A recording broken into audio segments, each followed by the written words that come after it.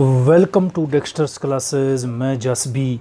चीन की 14 देशों से सीमाएं लगती हैं, लेकिन उसका जो विवाद है, सीमा विवाद, वो है 23 देशों से। तो आपको एक ताज्जुब होगा कि 14 देशों से सीमा लगती है परंतु 23 देशों से इसका सीमा विवाद है। तो यस फ्रेंड्स, आप सही सुन रहे हैं, क्योंकि ये चीन की एक विस्तारवादी नीति है। उसकी एक दूसरे के देशों के प्रदेशों को हड़पने की उसकी जो एक भूख है, उसी की हम बात कर रहे हैं। और एक और हम हिस्से पर हम बात करेंगे, उसके विस्तारवादी जो सोच है उसकी हम बात करेंगे, वो है चाइना की 5 फिंगर पॉलिसी। ये भी एक विस्तारवादी नीति का हिस्सा है। कंप्लीट एनालिसिस करेंगे इसके ऊपर कि ये 5 फिंगर पॉलिसीज क्या है और ये उसकी विस्तारवादी नीति का किस प्रकार से हिस्सा है। तो आइए फ्रेंड्स, बढ़ते हम हमारे वीडियो की तरफ। देखिए फ्रेंड्स, आपने जानते होंगे कि जब चाइना में एक राष्ट्रवादी आंदोलन चल रहा था 40 के दशक में, उस समय चाइना में एक राष्ट्रवादी नेता उभर कर सामने आया और वो था माओ। और वो अक्सर अपने भाषणों के अंदर एक अपनी फॉरेन पॉलिसी की बात किया करता था, जिसमें वो कहा करता था कि 5 फिंगर्स ऑफ तिब्बत स्ट्रेटजी, यानी कि वो तिब्बत रणनीति की 5 उंगलियों की बात कहा करता था। वो कहा करता था कि जो तिब्बत है और उसके तिब्बत के आसपास के जितने भी क्षेत्र हैं वो चाइनीज साम्राज्य के हिस्से हैं, और किसी न किसी दिन हम इस क्षेत्रों को हम एक दिन अवश्य वापस लेंगे। तो अब यदि हम बात करें, तो उससे भी पहले यदि हम बात करें कि आखिरी स्ट्रेटजी क्या है इसकी तिब्बत की के संबंध में, तो वो ये है कि 40 के दशक में जब लाल क्रांति हो रही थी चाइना में, तो उस समय जैसे कि हमने पहले बात की कि वहाँ पर एक माओ प्रमुख नेता उभर कर, तो वो तिब्बत को क्या बोलता था, तिब्बत को वो चाइना का दाएं हाथ की हथेली कहा करता था। वो ये कहा करता था कि जो ये चीन का जो दायां हाथ की हथेली है वो तिब्बत है, और इस दाएं हाथ की जो उंगलियां हैं, यानी कि तिब्बत की उंगलियां, वो है 5 उंगलियां हैं, जिसमें हम बात करें कि सिक्किम, अरुणाचल प्रदेश, भूटान, नेपाल और लद्दाख, इनको पांचों को 5 उंगलियां कहा करता था तिब्बत रूपी चीन की हथेली की। अब यहाँ पर आप जानते हैं कि सिक्किम, अरुणाचल प्रदेश और लद्दाख ये भारत के हिस्से हैं, और जबकि भूटान और नेपाल ये दो एक संप्रभु राष्ट्र हैं दोनों, परंतु फिर भी ये इनको अपना साम्राज्य का हिस्सा मानते हुए इन्हें वापस लेने की बार बार कोशिश करता है। तो इसी के ऊपर हम बात करेंगे कि क्योंकि देखिए, ये जैसे हम पहले बात कर चुके हैं कि ये चीन की क्या है कि विस्तारवादी नीति का हिस्सा है। जैसा कि जैसे ही चीन 1949 में राष्ट्रवादी चीनी गणराज्य बना, तो उसके बाद में क्या होता है कि कुछ ही सालों बाद, या यूं कहिए कि 70 के दशक में उसने अपने आसपास के पड़ोसी देशों को बुली करना शुरू कर दिया, उनको डराना धमकाना शुरू कर दिया, और उनके प्रदेशों के ऊपर अपनी दावेदारी जताना शुरू कर दिया, जिसमें आपको ताज्जुब होगा कि जो उसका पड़ोसी देश है, जो उसकी दक्षिण उत्तरी सीमा पर है, मंगोलिया के एक बड़े भूभाग पर भी दावेदारी करता है, और उसने मंगोलिया के दक्षिणी का कुछ हिस्सा है उसके ऊपर तो कब्जा भी कर रखा है, क्योंकि वो ये कहता है कि ऐतिहासिक तथ्य के आधार पर ये हमारे यहाँ। लेकिन यदि आप इतिहास में जाइएगा तो आपको ताज्जुब होगा कि किसी ज़माने में एशिया की जो सबसे बड़ी साम्राज्यवादी ताकत थी वो मंगोलिया था, और मंगोलिया के चीन और तिब्बत दोनों हिस्से हुआ करते थे। तो फिर चीन किस आधार पर तिब्बत के इलाकों पर अपना कब्जा जताता है, और फिर तिब्बत और जब चीन मंगोलिया के हिस्से थे तो फिर तिब्बत भी चाइना का कभी पार्ट नहीं रहा, लेकिन चीन ने 1959 में तिब्बत को भी हथिया लिया। अब यहाँ पर हम बात करेंगे कि जो आज चाइना की लगातार जो साम्राज्यवादी जो पॉलिसी है वो खतरनाक किसे पहुंच चुकी है, वो जिन क्षेत्रों पर उसकी कभी दावेदारी नहीं, किसी का लेना देना, उसके ऊपर भी अधिकार जता रहा है। तो ये क्या हुआ कि ये सबसे बड़ी जो समस्या उत्पन्न हुई वो ये कि जब 1959 में इन्होंने तिब्बत को अनेक्स किया, तो उस समय क्या है कि वर्ल्ड के किसी भी कंट्री ने इसका क्या कि विरोध नहीं किया, चाइना को रोका नहीं, क्योंकि उस समय क्या है कि सेकंड वर्ल्ड वॉर ख़त्म हुआ था, दुनिया में काफ़ी ज़्यादा परिवर्तन आ रही थी, 2 वर्ल्ड की पावर उभर कर आई, संयुक्त राज्य अमेरिका और सोवियत संघ, और दोनों के बीच में शीत युद्ध चल रहा था। तो ऐसे में क्या है कि लोगों का, दुनिया का ध्यान इस ओर गया नहीं, और या फिर गया भी तो उन्होंने किसी भी प्रकार से इसके ऊपर अपने दावेदारी या किसी प्रकार का अपना स्टांस नहीं लिया। हाँ, भारत को यहाँ पर विरोध करना चाहिए था, भारत को मजबूती के साथ तिब्बत के साथ खड़े होना चाहिए था, लेकिन भारत ने भी बड़े कमज़ोर तरीके से उसका विरोध किया और न ही संयुक्त राष्ट्र संघ के अंदर लेकर गए। तो ये भारत के, यदि हम बात करें तो भारत की फॉरेन पॉलिसी की एक बहुत बड़ी मिस्टेक थी, क्योंकि उस समय यदि चीन को तिब्बत पर कब्जा करने से रोका होता तो आज चीन की सीमा हमारे साथ कहीं दूर दूर तक नहीं लगती, और वो आज भारत के बड़े भूभाग पर न कब्जा करता और न ही दावेदारी ही जताता, क्योंकि तिब्बत एक बफर स्टेट के रूप में होता। जैसा कि ब्रिटिश साम्राज्य की यदि हम बात करें तो वहाँ उस समय ये क्या होता था कि चाहे आप तिब्बत की बात करें, चाहे आप सिक्किम की बात करो, भूटान, नेपाल, अरुणाचल प्रदेश, आगे पूर्व में जाइए म्यांमार, यहाँ तक वो क्या होते थे, इनको एक बफर स्टेट के रूप में बोलते, इसको इनर स्टेट के नाम से एक उन्होंने एक पट्टी बना रखी थी ताकि सोवियत संघ से रक्षा की जा सके। तो यहाँ पर आता है, लेकिन भारत के द्वारा उस समय कमज़ोर अपनी फॉरेन पॉलिसी का परिचय दिया गया, चाइना को रोका नहीं गया, और जिसका असर आज आप देखने को मिल रहा है। हाँ, भारत ने उस समय एक काम अच्छा जरूर किया, वो था कि आध्यात्मिक गुरु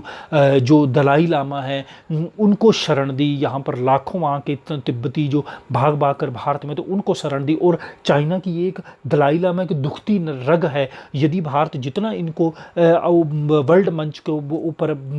लाने की कोशिश करता है दलाई लामा को, तो तिब्बत चाइना को बड़ी प्रॉब्लम होती है। तो अब यहाँ पर आइए हम अब यहाँ पर बात कर लेते हैं कि जो ये 5 फिंगर पॉलिसी है वो क्या। देखिए, पहली फिंगर यदि 5 फिंगर्स की हम बात करें, उसकी पहली जो फिंगर है वो है सिक्किम। सिक्किम, हालांकि देखिए 1975 में भारत ने इसको अपने साम्राज्य में विलय कर लिया था, और आप जानते हैं कि सिक्किम एक स्वतंत्र उस समय रियासत हुआ करती थी स्वतंत्रता से पहले। तो फिर 1975 में भारत के द्वारा जब इसे अपने राज्य में विलय कर लिया गया, तो हालांकि उस समय भी चाइना के द्वारा इसका पुरजोर विरोध किया गया, परंतु उस समय उसकी दाल गली नहीं। परंतु उसके बाद भी चाइना लगातार बार बार वहाँ पर क्या करता है कि घुसपैठ करने की कोशिश करता है, और आज भी करता है। जैसा कि अभी जब ये गलवान घाटी की बात करें, यानी कि पूर्वी लद्दाख में जब ये स्टैंडो बना, तो उससे पहले सबसे पहले उन्होंने क्या किया कि नाकुला दर्रा है जो सिक्किम के अंदर, तो वहीं पर ही घुसपैठ करने की कोशिश की थी, जिसमें भारतीय सेना ने मुंह तोड़ जवाब देते उनके 11 जवानों को घायल किया था। तो लेकिन फिर भी वो बार बार अपनी जो गिद्ध नज़रें हैं इसके ऊपर गड़ाए हुए हैं, और ये तिब्बत पर आज से नहीं, 1975 में जब भारत ने इसका विलय किया, तो उस समय भी दोनों देशों के बीच में इसी सेक्टर में क्या हुई थी कि झड़प हुई थी। हालांकि वो झड़प हुई थी अरुणाचल प्रदेश में, लेकिन है इसी सेक्टर की, यानी आसपास के क्षेत्र में ही उस समय झड़प हुई थी। तो अब यहाँ पर हम बात कर लेते, तो ये एक हिस्सा, और इसे आज भी वो किसी न किसी रूप में वो वापस हथियाने की कोशिश करता। हालांकि वर्ष 2003 में जब भारत के प्रधानमंत्री अटल बिहारी वाजपेयी चाइना गए थे, तो चाइना में उन्होंने तिब्बत को अभिन्न अंग चाइना का माना था। तो उस समय चाइना ने भी सिक्किम को भारत का पार्ट मानते हुए एक नाथुला दर्रा जो बंद पड़ा था काफ़ी सालों से, तो उसको व्यापार के लिए खोल दिया गया था। अगली हम बात करें, दूसरी हम बात करें, तो ये है अरुणाचल प्रदेश। अरुणाचल प्रदेश जिसको हम नेफा भी बोलते हैं, यानी कि नॉर्थ ईस्ट फ्रंटियर एरिया, तो नेफा भी कहा जाता। तो इसको जब 1962 में भारत और चीन के बीच में युद्ध हुआ था, तो उस युद्ध में अरुणाचल प्रदेश के बड़े हिस्से पर इनके द्वारा चाइना द्वारा कब्जा कर लिया गया था। लेकिन आज भी वो पूरे अरुणाचल प्रदेश के ऊपर अपनी दावेदारी जताता है, और वो जताता भी किसका था, ऐतिहासिक प्रमाणों के आधार पर जताता है। क्यों? क्योंकि एक तरफ तो वो ये कहता है कि यहाँ पर 16वें गुरु करमापा लामा का जन्म हुआ था मठ में अंदर, जो क्योंकि वहाँ पर जो ये तवांग मठ है अरुणाचल प्रदेश के उत्तरी अरुणाचल प्रदेश में, तो वहाँ पर वो कहता है कि इसका जन्म हुआ है क्योंकि हमारे गुरु का, तो इस वजह से वो इसके ऊपर दावेदारी करता है। इसके अलावा वो कहता है ऐतिहासिक आधार पर कहता है ये चाइना का हिस्सा है, और फिर यही वजह कि आज भी वो ये तिब्बत का एक दक्षिणी तिब्बत के नाम से अरुणाचल अरुणाचल प्रदेश को बोलता है वो कहता है कि दक्षिणी तिब्बत है अरुणाचल प्रदेश। और आज भी जब भी हमारे कोई भी नेता अधिकारी की यात्रा पर अरुणाचल प्रदेश की जाते तो चाइना पुरजोर विरोध करता है। और आज तक भी अरुणाचल प्रदेश वर्ष 2010 से यदि हम बात करें तो अरुणाचल प्रदेश से जाने वाले किसी भी व्यक्ति को वो भारतीय वीज़ा नहीं देता है, बल्कि नत्थी वीज़ा के नाम से एक अलग सादे कागज पर वीज़ा जारी करता है। तो इस प्रकार से ये इसकी एक पॉलिसी है। अगली बात करें तीसरी उंगली की, यदि बात को नेपाल की हम बात करें तो आज आप जानते हो कि नेपाल एक ऐसी उसकी तीसरी उंगली है कि जो लगभग वो उस उंगली को पा ही चुका है, क्योंकि चाइना की गोद में कम्प्लीटली नेपाल बैठ चुका है। आप जानते हैं कि पिछले 70 सालों से भारत ने नेपाल की हर तरीके से मदद की है, हर तरीके से उसको इस्टेब्लिश किया है और कभी भी उसके आंतरिक मामलों हस्तक्षेप नहीं किया। ये अलग बात है कि बार बार नेपाल से ये क्यों शिकायत भारत से रही है कि वो हमारे आंतरिक मामलों हस्तक्षेप करता है, लेकिन भारत ने कभी हस्तक्षेप का परंतु और लेकिन नेपाल लंबे समय तक चीन को अपना सबसे बड़ा दुश्मन मानता रहा। क्यों? क्योंकि नेपाल के एक बड़े इलाके पर चाइना हमेशा ही दावेदारी जताता रहा है। और तब क्या होता है कि जब 1950 में जब ये कॉलोनाइजेशन ख़त्म हुआ तो उस समय क्या हुआ कि 1950 में नेपाल के साथ भारत की एक सैन्य संधि भी हुई थी और नेपाल ने चाइना के डर से उस समय संधि की थी। लेकिन परंतु जैसे ही यहाँ वर्तमान की यदि हम बात करें, ओली के नेतृत्व में कम्युनिस्ट सरकार बनी है, वो आए दिन भारत को बार बार कोसती है, भारत को एक अपना बड़ा दुश्मन मानती है और यहाँ तक कहती है कि भारत उनकी कुर्सी यानी कि डामाडोल करने की कोशिश कर रहा है। तो इस प्रकार से यदि हम बात करें तो भारत को अपने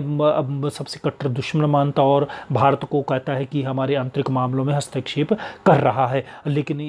अब आप देख पा रहे होंगे कि वर्तमान में किस प्रकार चाइना का इन्फ्लुएंस बढ़ चुका है नेपाल में, और वहाँ की जो एम्बेसडर है वो किस प्रकार से वहाँ की लोकल पॉलिटिक्स को कंट्रोल कर रही है। और दुनिया का एकमात्र ऐसा एम्बेसडर है चाइना का नेपाल देश के अंदर की जो सीधे वहाँ की लोकल गवर्नमेंट में हस्तक्षेप करता है। दुनिया में कहीं पर भी इस प्रकार का आपको एग्जाम्पल नहीं मिलेगा। तो आप अंदाजा लगा सकते हो कि नेपाल के ऊपर किस तरीके से चाइना ने कंट्रोल कर रखा है। अगली चौथी उंगली की यदि हम बात करें तो वो है भूटान की हम बात कर रहे हैं। तो आए दिन आज आप देखते हो कि इन दिनों काफ़ी ज़्यादा चर्चा में बना हुआ भूटान, क्योंकि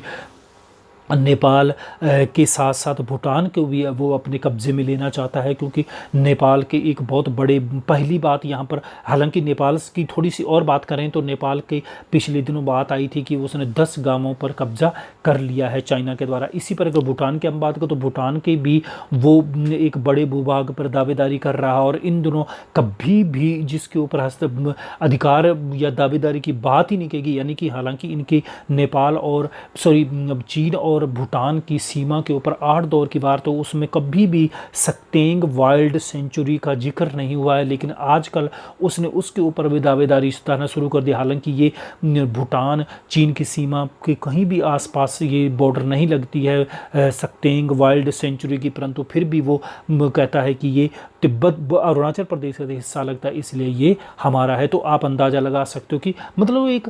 सोचने की बात है कि छोटे छोटे देशों की ज़मीनों के ऊपर भी अपनी गिद्ध नज़र गड़ाए हुए इतना विशाल भूभाग लेने के बावजूद भी। तो अगली बात यदि हम बात करें तो इसमें क्या होता है कि हालांकि नेपाल के ऊपर भी वो की तरह ही भूटान के ऊपर भी बार बार कब्ज़ा करने की कोशिश करता है। वो ये कहता है कि एक न किसी दिन हम भूटान को कब्ज़ा ही लेंगे और इसके छोटे से देश के ऊपर भी भूभाग पर भी दावेदारी ठोकने की कोशिश करता है। हालांकि देखिए भारत और भूटान के बीच में एक सैन्य संधि रही है और भारत विदेश नीति के साथ साथ सैन्य सुरक्षा के मामले भी भूटान के भारत ही देखता है, परंतु चीन ने लंबे समय से किसी न किसी तरीके से भूटान को अपने कब्जे में करने की कोशिश कर रहा है, कभी आर्थिक मदद के नाम पर तो कभी निवेश के नाम पर, तो लेकिन कभी भी भूटान ने उसके ऑफर को स्वीकार नहीं किया। और यदि हम बात करें कि दक्षिण एशिया की हम बात करें, चाहे इसकी अपने बांग्लादेश की बात करो, श्रीलंका की बात करो, पाकिस्तान की बात करें या नेपाल की बात करें तो इस रीजन की हम बात करें तो इनने सभी देशों के द्वारा ही, दक्षिण एशिया के सभी देशों के द्वारा चाइना का जो महत्वाकांक्षी प्रोजेक्ट है one road and one belt यानी कि BRI, उसका हिस्सा बन चुके हैं। लेकिन भारत के साथ साथ भूटान ने अपने इसका हिस्सा नहीं बना है। तो अब यहाँ पर अगली बात कर लेते 5 उंगली लद्दाख, जिसमें काफ़ी ज़्यादा इन दिनों सुर्खियाँ बटोरे हुए लद्दाख में चाइना के द्वारा बार बार घुसपैठ की जाती रही है और उसने लद्दाख एक बहुत बड़े भूभाग अक्साई चीन के ऊपर कब्जा कर रखा 1962 से, और अब भी वो और अंदर तक आने की बार बार कोशिश करता है। और इन दिनों जो पैंगोंग लेक की बात करें या गलवान घाटी की बात करें तो गलवान घाटी में कभी आज तक उसके द्वारा दावेदारी नहीं की गई। इन दिनों वो गलवान घाटी के ऊपर भी दावेदारी जता रहा है। तो इस प्रकार से ये थी 5 फिंगर पॉलिसी, ये चाइना की विस्तारवादी नीति का हिस्सा है। वो उम्मीद है कि फ्रेंड्स यहाँ पर क्लैरिटी मिली होगी। वीडियो कैसा लगा ये कमेंट बॉक्स में अवश्य बताइएगा और ज़्यादा से ज़्यादा दोस्तों तक शेयर कीजिएगा। मिलता हूँ इसी पर और वीडियो के साथ। वीडियो सुनने के लिए बहुत बहुत धन्यवाद।